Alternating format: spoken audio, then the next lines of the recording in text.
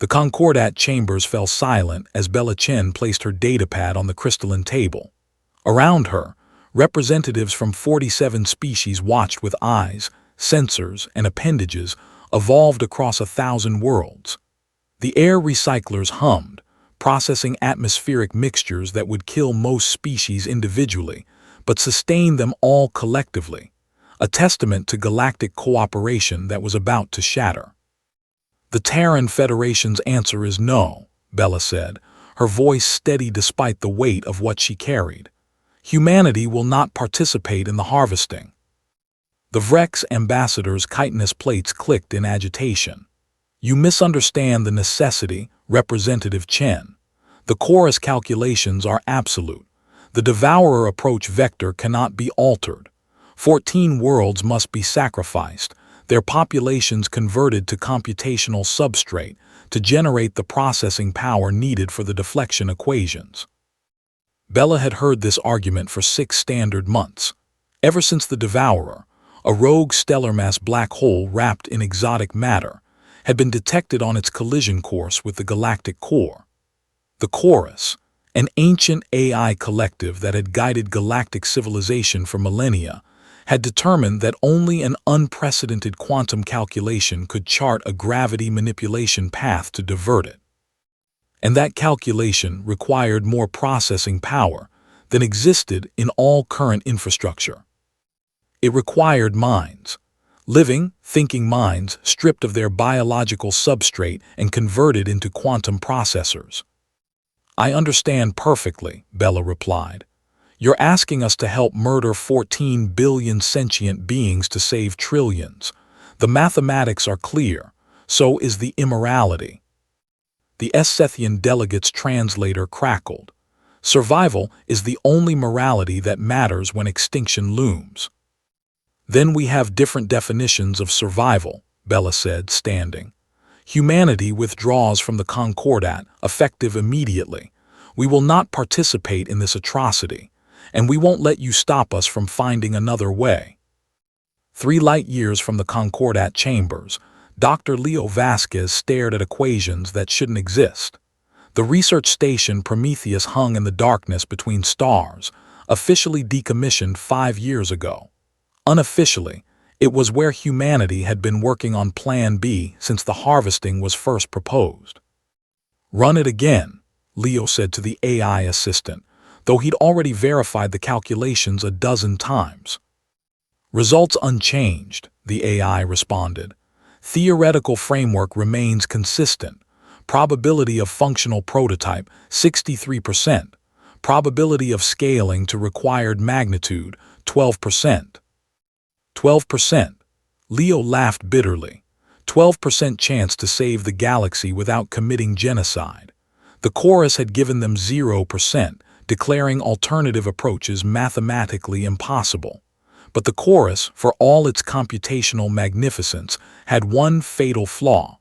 It thought like a machine, optimizing for efficiency rather than exploring impossibilities. Humans specialized in impossibilities. The technology was called resonance bridging, using quantum entanglement not just to transmit information, but to borrow computational power from alternate quantum states. Every calculation would exist in a superposition of being processed and not processed across infinite parallel universes, then collapsed into a single, coherent output. It was theoretical insanity, a violation of everything the established science claimed about the quantum divide between possibility and reality. It was also humanity's only hope. Leo's communicator chimed. Bella's face appeared, exhausted but determined. We're out, she said. The Concordat is proceeding with the harvesting. First selections begin in 48 hours.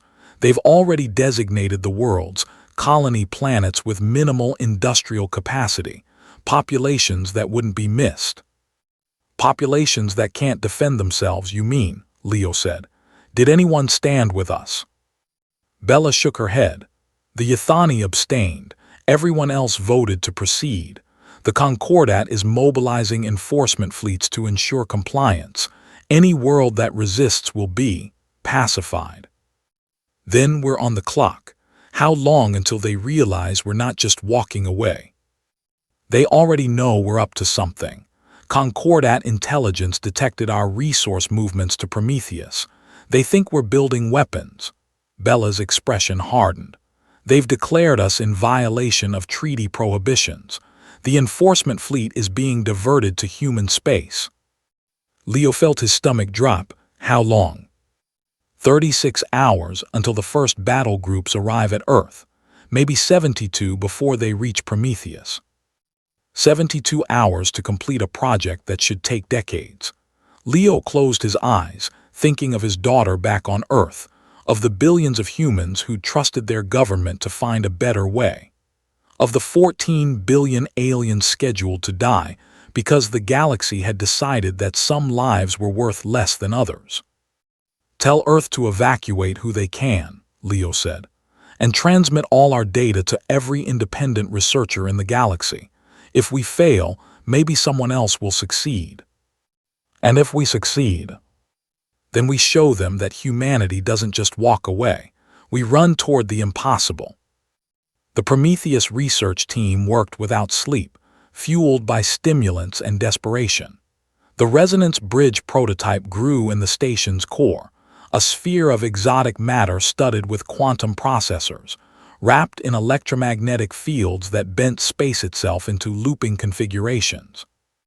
Leo monitored the power readings as they fed the prototype its first real test, a calculation that would normally require a planetary-scale computer system. The exotic matter sphere began to glow, not with light but with something that human eyes couldn't quite process, a shimmer that existed between dimensions. The calculation completed in 0.003 seconds. It works, Dr. Sarah Kim breathed, staring at the results. Leo, it actually works. We're pulling computational power from parallel quantum states. Scaling up, Leo said, already inputting the parameters. If we can handle one planetary calculation, we need to reach stellar-scale processing within 72 hours. The team pushed the bridge harder. Each successful test built confidence, but also revealed new problems. The exotic matter degraded faster than predicted. The quantum coherence wobbled at higher power levels. The energy requirements grew exponentially. At hour 56, the Concordat fleet arrived. Terran Station Prometheus, you are in violation of Concordat mandates, the transmission crackled. Cease all experimental activities and prepare for inspection. You have one standard hour to comply. Leo looked at his team. The resonance bridge was at 40% of the required capacity, not enough to handle the devourer calculations, not enough to prove humanity's alternative could work. Keep building, he told them. I'll buy us time. He opened a channel to the Concordat fleet. The Vrex admiral who appeared on screen looked like a mantis sculpted from obsidian and rage. Admiral, I'm Dr. Leo Vasquez. We're not building weapons. We're building a solution. Your government already rejected the solution, the admiral replied. Now you build dangerous technologies in defiance of galactic law. You will surrender, or we will take your station by force. Give us 60 hours, Leo said. Let us prove our approach works. If we fail, we'll surrender voluntarily. But if we succeed, you won't need the harvesting. The admiral's mandibles clicked in what might have been laughter. Your government had months to present alternatives. The chorus evaluated all possibilities. There is no other way. The chorus can be wrong. The chorus is never wrong. 1 hour, doctor. The channel closed. Bella watched from Earth as the Concordat fleet surrounded Prometheus. She'd evacuated what population she could to the outer colonies, but billions remained, watching their sky for the warships that would enforce compliance. Her communicator showed Leo's face, calm despite everything. We're at 60% capacity, he said. Not enough. Bella, if they attack, the exotic matter containment will fail. The energy release will sterilize everything within 2 light years. So we evacuate, Bella said. There's no time. And even if there were, Leo gestured to the sphere behind him, pulsing with impossible light. This is our only chance. If we run now, the harvesting proceeds. 14 billion die and the galaxy learns that might makes right. Bella felt tears she couldn't afford to shed. What do you need? A miracle, or failing that, a distraction.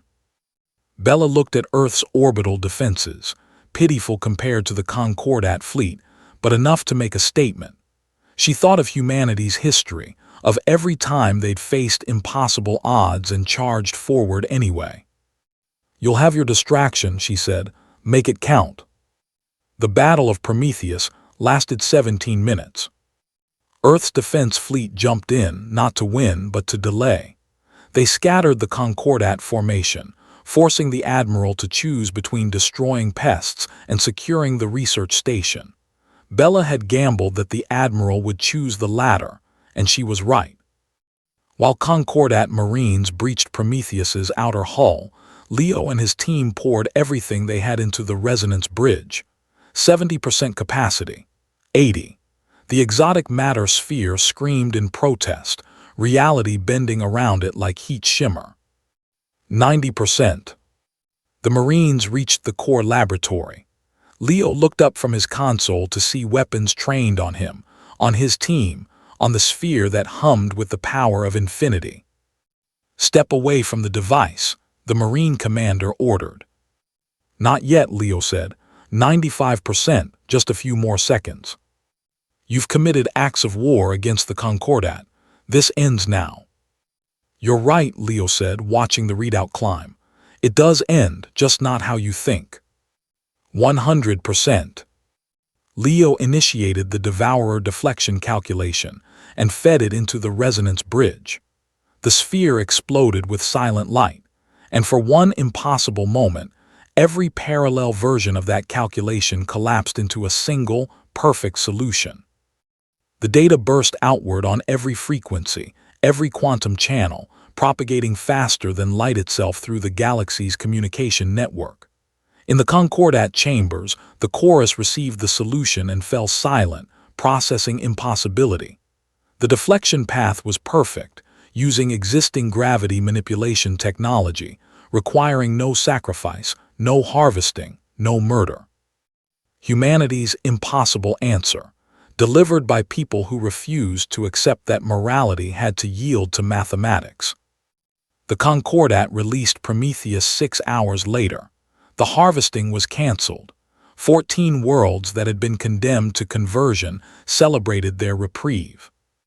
Bella stood in the Concordat chambers once more, facing the same delegates who'd voted to proceed with genocide. Humanity will consider rejoining the Concordat, she said, under new terms, terms that recognize one fundamental truth. The measure of civilization isn't just survival, it's what we're willing to become to survive. The Vrex ambassador's plates clicked softly. You gambled everything on a 12% chance. We gambled everything on being human, Bella corrected, on believing that impossible just means no one succeeded yet. She walked away then, leaving the Concordat to contemplate what they'd almost become. Behind her, she heard the Ythani delegate whisper to another. The galaxy trembled because humanity walked away. Imagine what will happen when they run toward us. Bella smiled. They would find out soon enough. In the darkness between stars, Prometheus continued its work, pushing the boundaries of impossible toward inevitable, one quantum miracle at a time. The galaxy would never be the same.